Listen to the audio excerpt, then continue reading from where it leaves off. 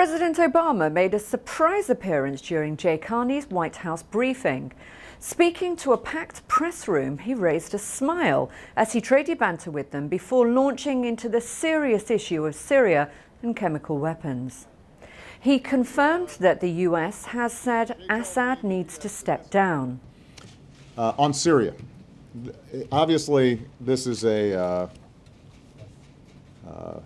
very tough issue.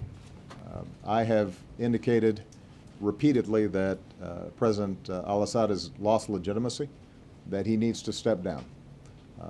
So far, he hasn't gotten the message and instead has doubled down in violence on his own people.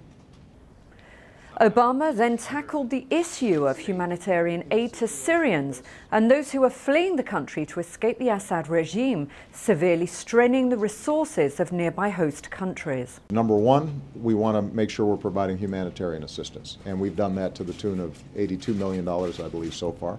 And we'll probably end up doing a little bit more because we want to make sure that the hundreds of thousands of refugees that are fleeing the mayhem, that they don't end up creating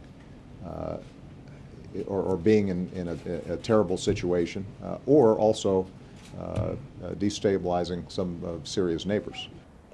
And the president ended the briefing on a serious note by saying that the US and United Nations, should they be aware of any chemical weapons, that they would react accordingly to the threat. We have been very clear to the Assad regime, but also to other players on the ground, that a red line for us is we start seeing a whole bunch of chemical weapons moving around or being utilized.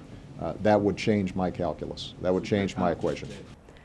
On the same day that Obama made this statement in the US, the Russian Minister and Syrian ally, SERGEI LAVROV, speaking at a news conference in Helsinki, said Moscow would not approve any political transition that was forced on Syria, stating that only the United Nations Security Council alone can authorize the use of force against Syria and not just the US.